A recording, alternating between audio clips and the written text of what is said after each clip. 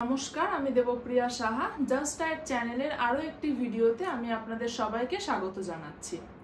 Kidney পেশেন্টদের কাছে poor appetite বা ক্ষুধা মান্দ কিন্তু একটা খুবই কমন প্রবলেম।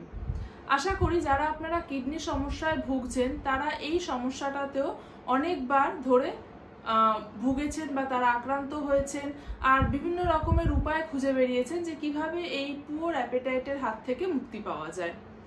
কিডনি পেশেন্টদের পুয়ার অ্যাপেটাইট বিভিন্ন কারণে হয়ে থাকে।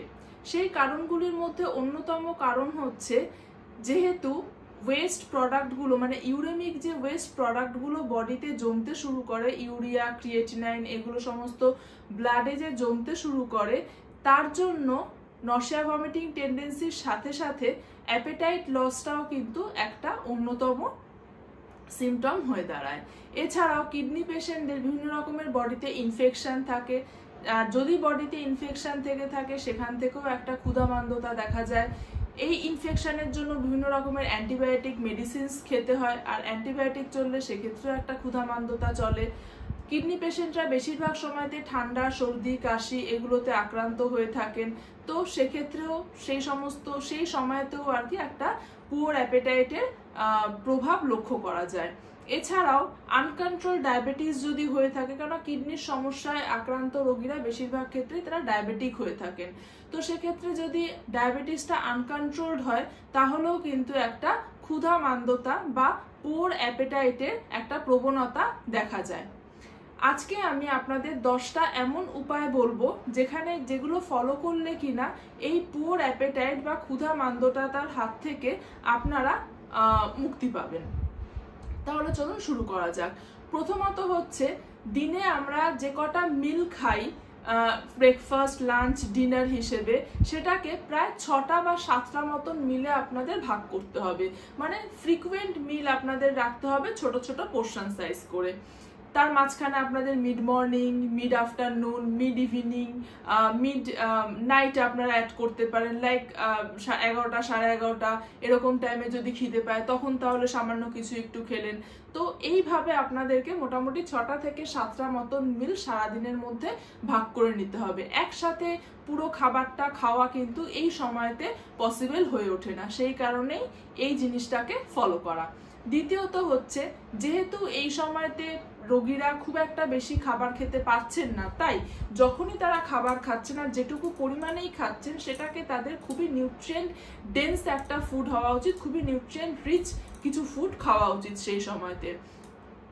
সাপোজ ধরুন পেশেন্ট মেনলি এই সময়টাতে মানে এই ক্ষুধা মান্দতার সময়তে চিপস, চকলেট, আচার, cold drinks, ice cream, pizza, burger এই সমস্ত বা স্ন্যাকিং কিছু আইটেম, ভাজা পোড়া কিছু জিনিস বা বেকারি প্রোডাক্ট কিছু, এই সমস্ত খাওয়ার প্রবণতা খুব বেড়ে যায়। তো সেক্ষেত্রে আপনাদের এই সমস্ত জিনিসগুলোকে অল্টার করতে হবে, কারণ এগুলো তো আপনি দিতে পারবেন না কোনো কিডনি রোগীকে। কারণ যদি এগুলো দিতে হয় তাহলে আপনার যদি এগুলো উনি পেট ভরে খেয়ে নেন তাহলে সেক্ষেত্রে একটা পটাশিয়াম, ফসফরাস এগুলো বেড়ে যাওয়ার একটা টেন্ডেন্সি থাকবে, যেটা কিনা পরবর্তীকালে বিরাট আকার ধারণ করতে পারে। তো সেই কারণে এগুলোর অল্টারেশন আপনাদেরকে করতে হবে। লাইক যদি আইসক্রিম খেতে ইচ্ছা হয় তাহলে গ্রিক ইয়োগার্ট বা ইয়োগার্ট এইটা আপনারা দিতে পারেন, সেক্ষেত্রে একটা হেলদি অপশন হবে এটা। যদি পিৎজা খাওয়ার ইচ্ছা হয় তাহলে grilled chicken with lots of vegetables সতে করে সামান্য মতন সেটা আপনারা প্রোভাইড করতে পারেন। তো এগুলো হচ্ছে হেলদি অপশন, মোটামুটি সেম জিনিসের মধ্যে।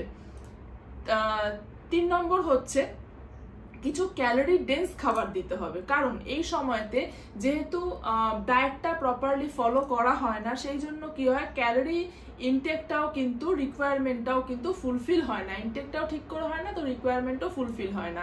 সেক্ষেত্রে পেশেন্ট অনেকটা দুর্বল হয়ে পড়েন আর মাসেল ওয়েস্টিং হতে শুরু করে দেয়, আর সেক্ষেত্রেও কিন্তু আবার একটা ক্রিয়েটিনাইন বাড়ার একটা সম্ভাবনা থাকতে পারে।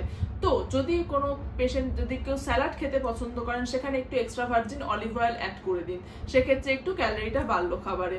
যদি কোনো খাবার, যদি ভাতই খেয়ে থাকেন তাহলে সামান্য একটু বাটার দিয়ে ভাত খাওয়া হোক, ভাত, ডাল সেদ্ধ অল্প করে, একটু সামান্য মতন বাটার দিয়ে অল্প করে খাওয়া হলো, সেক্ষেত্রেও কিন্তু ক্যালোরিটা একটু বাড়লো। তাহলে তো এইরকম ভাবে কিছু খাবার কিন্তু সেই টাইমটাতে অ্যাড করতে হবে।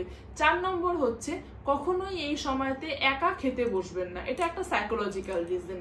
কারণ যদি আপনারা একা খেতে বসেন, মানে রোগীরা, তাহলে এটা মনে হতে পারে তাদের সাইকোলজিক্যালি এটাই চলতে পারে যে আমি তো পেশেন্ট একজন, আমি রোগী, আমার খাবার দাবারও আলাদা, আমাকে সেই জন্য আলাদা করে খেতে দেওয়া হয়েছে। এইটা কিন্তু কখনোই করবেন না। আপনারা অবশ্যই এই সময়টাতে বা সব সময়ের জন্যই ফ্যামিলি বা ফ্রেন্ডসদের সাথেই খেতে বসবেন। হ্যাঁ, আপনি টিভি দেখতে দেখতেও খেতে পারেন, কিন্তু হ্যাঁ, টিভি দেখতে দেখতে খাওয়ার সময় একটা জিনিস আপনাদের মাথায় রাখতে হবে, পোর্শন কিন্তু কন্ট্রোল করতে হবে অবশ্যই। যদি পোর্শন কন্ট্রোল করা না হয়, কারণ টিভি দেখতে দেখতে আমরা অনেকটা বেশি পরিমাণে খাবার ইনটেক করে ফেলি, সেক্ষেত্রে ফ্যাট, প্রোটিন, ক্যালোরি এই সমস্ত জিনিসগুলোকে অনেকটা বেশি ইনটেক করা হয়ে যায়, সেটা কিন্তু একদমই ঠিক নয়। তাই জন্য টিভি দেখতে দেখতে খাওয়ার সময় যতটা মানে খাবার আপনি খাবেন সেটা প্লেটে বা বাটিতে তুলে নিয়ে তবেই আপনি টিভির সামনে গিয়ে বসবেন। 5 নম্বর হচ্ছে মিল টাইমটাকে আপনাদের শিডিউল করতে হবে। সাপোজ আপনি ধরুন আজকে আপনি 9টার সময় ব্রেকফাস্ট করলেন বা 8টার সময় ব্রেকফাস্ট করলেন, পরের দিন আপনি সেই ব্রেকফাস্টটা করছেন 11টা বা 11:30টার সময়তে। এইটা কিন্তু বডির যে টোটাল বডির যে একটা মেটাবলিজম সিস্টেম কাজ করে, সেইটা কিন্তু একটু আনহেলথি, একটু উইক হয়ে পড়ে। তো সেই জন্য কিন্তু আপনাদেরকে কি করতে হবে, প্রপার মিল টাইমটা শিডিউল করতে হবে। আপনি যদি আজকে 8টায় খান, কালকেও আপনি 8টাতেই খাবেন, সেটা 8:30 হতে পারে।